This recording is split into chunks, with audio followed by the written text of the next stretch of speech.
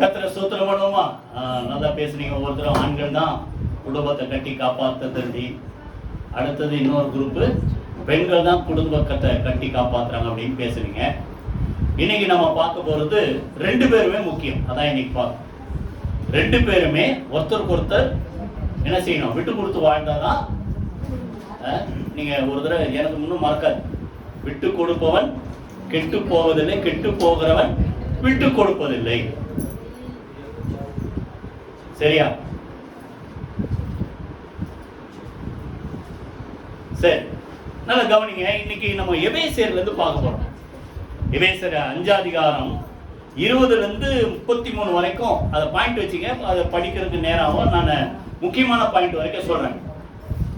சரியா? எல்லாத்துக்காக கர்த்தரை ஸ்தோத்திரம் பண்ணி 21ஆம் வசனம் 5:21, எபேசியர் 5:21, தெய்வ பயத்தோடு ஒருவருக்கொருவர் என்ன செய்யுங்க, கீழ்ப்படிந்திருங்கள். குடும்பம் நல்லா இருக்குன்னா ஒருத்தருக்கு ஒருத்தர் என்ன செய்யணும் சொல்லுங்க, கீழ்ப்படி. ஒருத்தருக்கு ஒருத்தர். இப்போ அந்த பாஸ்டம் அந்த மார்க்கெல்லாம் போடும்போது ஒரு வார்த்தை சொன்னாங்க. யாருங்க ஏவாளை உருவாக்குனாங்க? ஆதாம்ல இருந்து.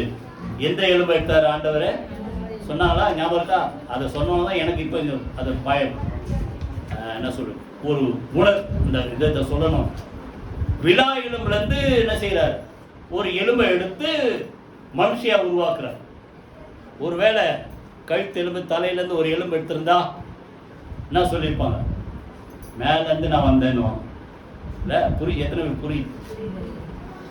கால்ல இருந்து ஒரு எலும்பு எடுத்து மனுஷியா உருவாக்கியிருந்தா இவன் நான் சொல்லுவான், நீ என் கால்ல இருந்து வந்தேன்னு. அப்போ நீயும் பெருசு இல்லை, நானும் பெருசு இல்லை.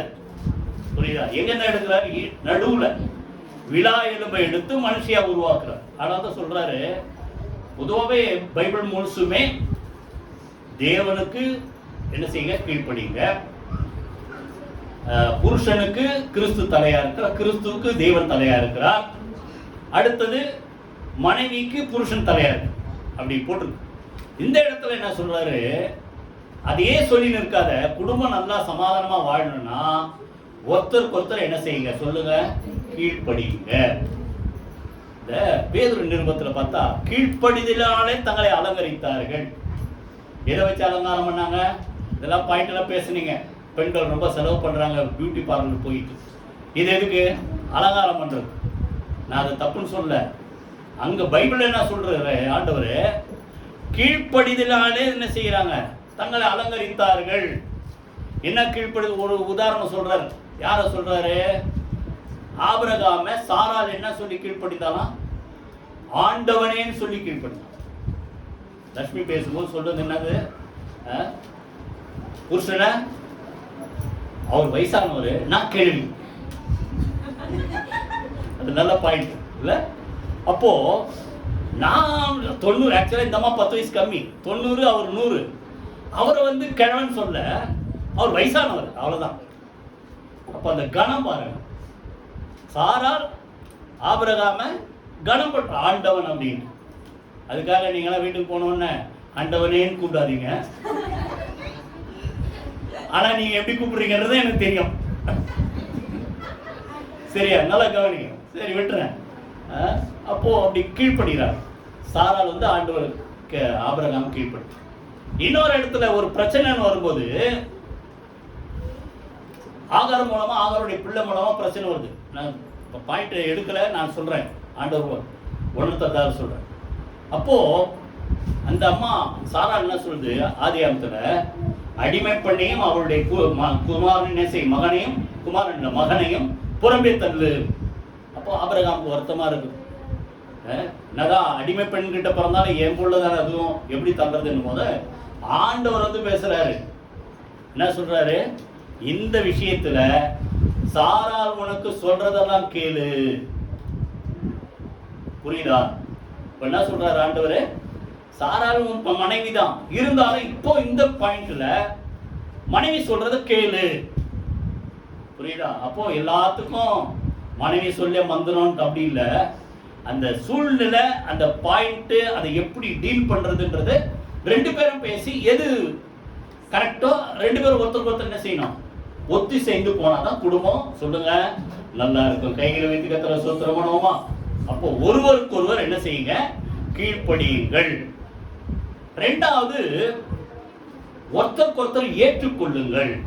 Accept one another. சொல்லுங்க வாய் திறந்து, அக்செப்ட் ஒன் அனதர். என்னன்னா, ஆண்டவர் அந்த மனுஷை உருவாக்கும் போது எல்லாருக்கும் தெரியும், அவனுடைய விழா எலும்பிலிருந்து எடுத்து அந்த விழா எலும்பையே ஒரு பெண்ணா மாத்தி கொண்டு வந்து நிறுத்துறான்.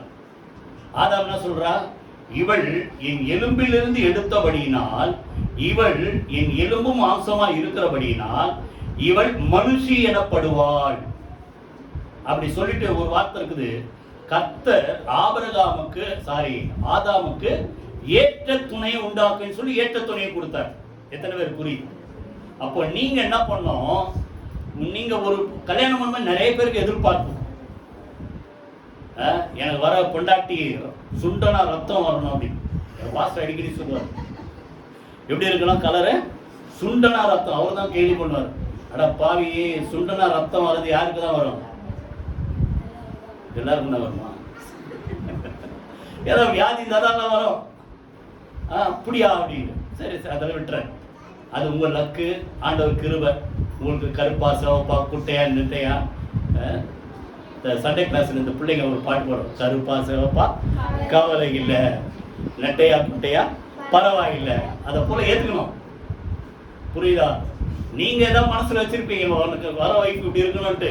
ஆனா கர்த்தர் கொடுத்துட்டாருன்னா இதான் ஆண்டவர் சித்தம். நீங்க ஜெபம் பண்ணி தெரிந்து கொண்டால் அதை என்ன செய்யணும் சொல்லுங்க? ஏற்றுக்கொள்ளுகிற மனப்பான்மை வேண்டும். சொல்லுங்க, ஏற்றுக்கொள்ளுகிற மனப்பான்மை, அக்செப்ட் பண்ணும். அப்போ ஒருத்தருக்கு ஒருத்தர் இந்த மாதிரி என்ன பண்ணணும்? இந்த மனைவி பத்தி சொல்றேன். இந்த மாதிரி என்ன பண்ணணும்? இவர் தான் எனக்கு கொடுத்த கர்த்தர் கொடுத்த துணை என்று ஏற்றுக்கொள்ள வேண்டும். இவரு இந்த பொண்ணு தான் எனக்கு கர்த்தர் கொடுத்த துணை என்று ஏற்றுக்கொள்ள வேண்டும். நம்ம சர்ச்சிலையும் சரி, எங்க குடும்பத்திலும் சரி, ஒரு சிலருக்கு நம்ம பொண்ணு மாப்பிள்ளை தேடுறோம். பார்த்தா இவங்க இருக்கிற சைஸ்க்கு கரெக்டா வந்து நிக்கிறாங்க பொண்ணு மாப்பிள்ளை ரெண்டு பேருமே நம்ம சர்ச்சிலையும் சரி. அப்ப எப்படி இது? ஆண்டவர் கரெக்டா தேடி ஏத்தாந்து உன் உருவத்துக்கு ஏத்த மாதிரி கொண்டு வந்து கர்த்தர் நிறுத்துற. ஏன்னா சொல்லுங்க, கர்த்தர் கொடுத்த சொல்லுங்க ஏற்ற துணை. அப்போ தேவன் கொடுத்தாருட்டு புரியுதா? வேற எதுவும் பார்க்காதீங்க. ஒருத்தருக்கு ஒருத்தர் என்ன செய்யுங்க? ஏற்றுக்கொள்ளுங்கள். கைகளை வைத்து கர்த்தரை ஸ்தோத்திரம் பண்ணுவோமா? Accept one another. அப்படி இல்லைன்னா பிரச்சனை. ஏற்றுக்கொள்ளனா இன்னும் இன்னைக்கு உலகத்துல இன்னைக்கு நிறைய பிரச்சனை தான். டிவி நியூஸை பார்த்தா இப்படிதான் இருக்குது. அப்படி வந்து ஃப்ரெண்டு, இப்படி வந்த ஃப்ரெண்டு, ரெண்டு பேருக்குமே தப்பு. ஆண்கள் பக்கம் தப்பு இருக்கு, பெண்கள் பக்கம் தப்பு இருக்கு. இந்த குரூப்ல ஃப்ரெண்டு வந்து அந்த குரூப்ல ஃப்ரெண்டு வந்து இருக்கிற பொண்டாட்டி புருஷனை விட்டு கடைசியில கொலை பண்றவங்க போயிடு. கேக்குறீங்களா நியூஸ்? காரணம் என்ன? கர்த்தர் கொடுத்த துணையில இவங்களுக்கு என்ன வரல? திருப்தி வரல. புரியுதா? அப்ப முதல்ல நல்லா கவனிங்க. சொல்லுங்க அக்செப்ட், சொல்லுங்க ஒன் அனதர். இவர் ஆண்டவர் எனக்கு கொடுத்த துணை, ஆணோ பெண்ணோ ரெண்டு பேருக்கும் அப்படின்னு நீங்க செய்யணும்.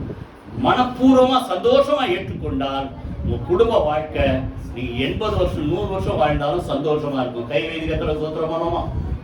ரெண்டாவது, அட்ஜஸ்ட் ஒன் அனதர். சொல்லுங்க வாய் திறந்து, அட்ஜஸ்ட் ஒன். ஒருத்தருக்கு ஒருத்தர் என்ன செய்யுங்க? விட்டு கொடுங்க. எப்படி விட்டு கொடுக்கிறது?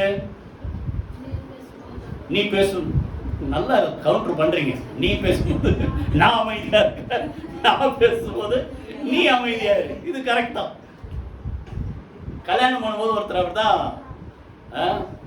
பொதுவாகவே கல்யாணம் பண்ணவொடனே ஜெபம் பண்ணுவோம், நம்ம குடும்பம் நல்லா இருக்கணும், சந்தோஷமா இருக்கணும், ஒருத்தர் விட்டு கொடுக்கணும் அப்படின்ட்டு. அப்போ ரெண்டு பேரும் சேர்ந்து ஒரு பொருத்தனை பண்றாங்க. நம்ம குடும்பத்துல இனிமேல் சண்டை சச்சரவே வரக்கூடாது, வராம இருக்கணும்னா என்ன பண்றதுன்ட்டு ரெண்டு பேரும் சேர்ந்து ஒரு ஐடியா பண்றாங்க. சரியா?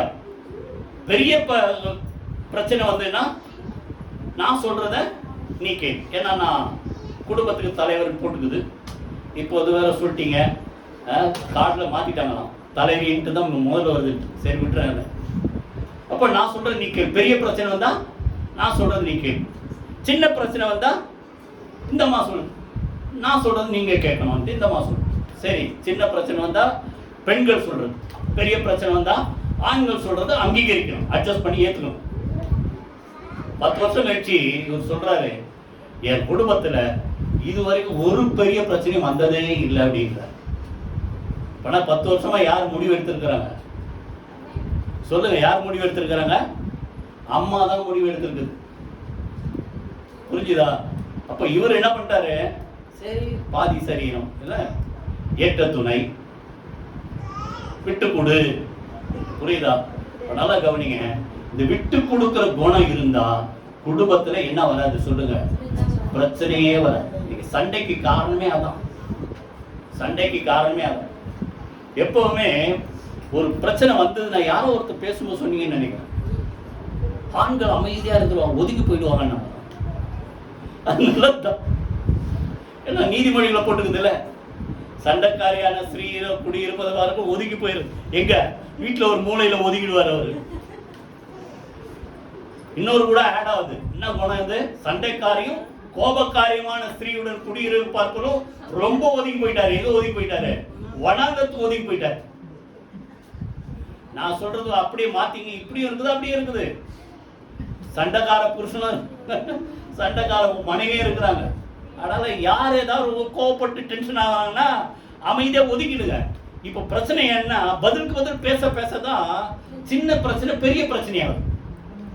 அதனால சரி, நம்ம ஒய்ஃபு தானே, நம்ம டெய்லி சோறாக்கி போடுறாங்க.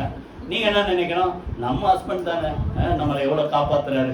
இன்னைக்கும் வந்து யாரோ ஒருத்தர் சொன்னீங்க, எதுனாலும் ஒய்ஃபோட என்னது பயந்தான் ஓடிங்க. அதை சொன்னது பெண்ணு. ஆண்கள் தான் தைரியமா குடும்பத்தை காப்பாத்துறாங்கன்னு சொன்னீங்க. நிஜமாவே இன்னைக்கு அதான். ஒண்ணுல ஒரு கரப்பாம்பூச்சி பள்ளி வந்தாலும் யாரெல்லாம் கூப்பிடுறீங்க? நீங்க போய் அடிச்சிருக்கீங்களா?